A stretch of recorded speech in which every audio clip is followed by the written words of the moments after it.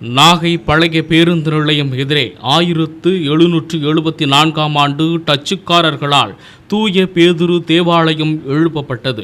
இறை வழிபாடு மற்றும் கல்வி மருத்துவத்திற்காக உருவாக்கப்பட்ட இந்த தேவாலயம் நாளடைவில் சிதிலமடைந்தது. இதையடுத்து இந்த தேவாலயத்தை புனரமைக்க ஓராண்டுக்கு முன் முடிவெடுக்கப்பட்டு அதன்படி 80 லட்சம் ரூபாய் மதிப்பில் அரசின் பங்களிப்புடன் பழமை மாறாமல் புதுப்பிக்கப்பட்டன. பணிகள் அனைத்தும் முடிந்ததை தொடர்ந்து டச்சுக்காரர்களால் எழுப்பப்பட்ட 250 ஆண்டுகால CSI தூய பேதுரு தேவாலய திறப்பு விழா நிகழ்ச்சி இன்று வெகு விமர்சையாக நடைபெற்றது. தேவாலயத்தை திருச்சி தென்னிந்திய திருச்சபையின் பேராயர் சந்திரசேகரன் ரிப்பன் வெட்டி திறந்து வைத்தார்.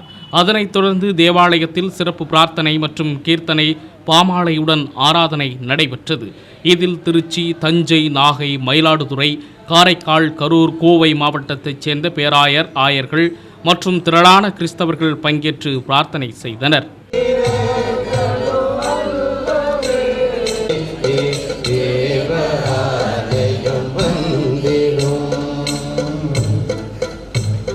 மறுமண்டல படைப்பு செய்து ஆண்டுடைய திருநாமாட்சிமிக்கென்று இந்த ஆலயமும் இந்த ஆலயத்திலே தொழுது கொள்கிற மக்களும் என்றென்றும் அவருடைய நாமத்தின் மக்களுக்கும் இந்த ஆலயம் என்றென்றும் ஆசீர்வாதமாக இருக்க, நம்பிக்கையின் இடமாக இருக்க நீர் அருள் தரம் கொடுத்த மன்றாடுகிறோம். திருநாமத்தினாலே ஆசீர்வதித்து பிரதிஷ்டை செய்து அர்ப்பணம் செய்கின்றோம். ஆண்டுடைய நாமமே மாற்றி அதுதான்.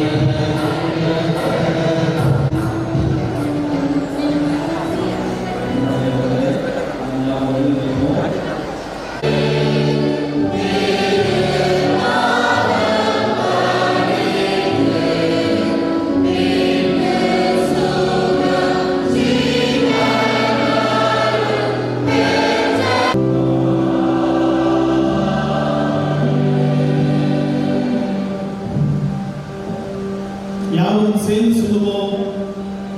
உணர்வில் இருக்கிறது